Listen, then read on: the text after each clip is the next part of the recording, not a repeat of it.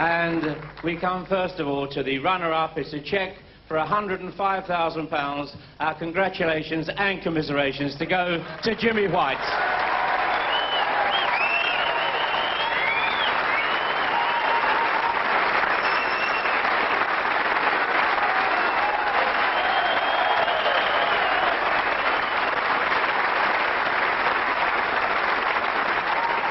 Ladies and gentlemen, a cheque for £175,000, the trophy and the title of the 1993 Embassy World Champion goes to Stephen Hendry.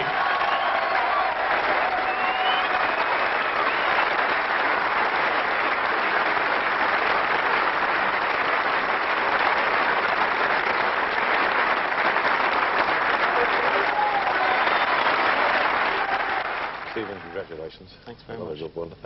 Jimmy, if I can come to you. I'm a bit worried you've got the phone in your pocket. I'm not going to be interrupted again, am I? No. What do you want me to say? Make sure you turn the phone off to it's start off. with. Well, I mean, at such a terribly difficult time. You just met the man at his best. I'm very disappointed to not really compete in the final. The first session I had a very good chance to be 3-1 up, but if you miss balls against Stephen, you know, he sees any sign of weaknesses, he just goes for the jugular, and he got stronger and I got weaker. But he played superb snooker. I don't even feel I've played, really. I just think I've just been, you know, dragged along in sessions. But I'll be back next year. I'm still punching. I'm sure you will be. I feel a bit punchy as well. Sorry? I feel a bit punchy as well. Well, you took a few from him, didn't you? I certainly did. He played very well. Yeah.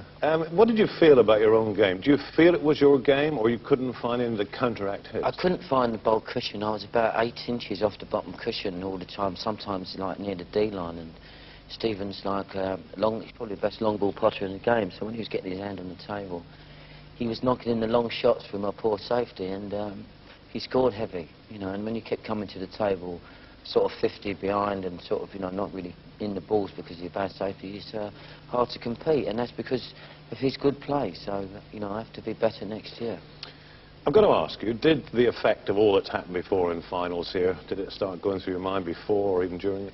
Well, I felt great all through the final. The first, I finished 5-2 the first session. I won the first game, the second session 5-3, and then I missed a few balls then, but I felt good all the time. I never thought I was going to lose. You didn't feel, here we go again, another... No, I didn't. I blanked last year's final out of my head, and but I just didn't compete on the level, you know. I didn't play as good, you know, obviously, to win the match, and Stephen played well. He played well. I think that's an understatement. How do you rate that performance, Stephen? Oh, I've never bettered that. I mean, you know, I've played very well last year when I came back from behind, but it was really that the first 4 frames, or the last 4 frames of the evening session were really played well last year, but, you know, that standard of snooker that I've played in the final, you know, whether I'll ever better that is another question, but, you know, I certainly played brilliant snooker. Yes, because the boot was on the other foot this year, wasn't it? You had to put it back last time. That's right, and, you know, it's a different sort of pressure involved when you're in front. You know, you've got to keep it going, keep the momentum going, and you know, fortunately for me today, I won the first 3 frames. If Jimmy had won the first 3 frames, it may have been a completely different final. They were big frames, weren't they? Well, certainly the first 2, you know, because that sort of settled me down winning the first 2 frames. You had that marvellous start. I think it was kind of been a better start to a championship with a break like that. But then it was 5-2, then it was 5-3. Surely you must have been wondering, is Jimmy going to turn all this on? Well, you never know with Jimmy. You know, he can win 4 or 5 frames on the spin, you know, without even playing a bad shot.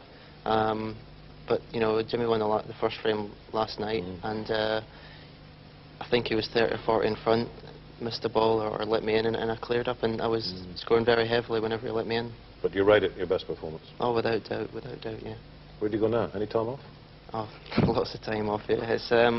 I've started playing well at the end of the season. You know, I want the season to keep going now, but obviously this is the biggest event of the season, and, you know, I'm delighted.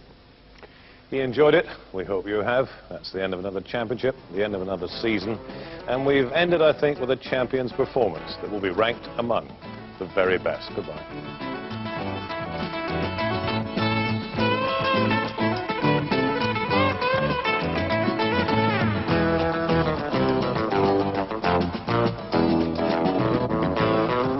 Next on BBC Two, the comic strip. Adrian Edmondson stars as John Major, Prime Minister by day, and Coco the Clown by night.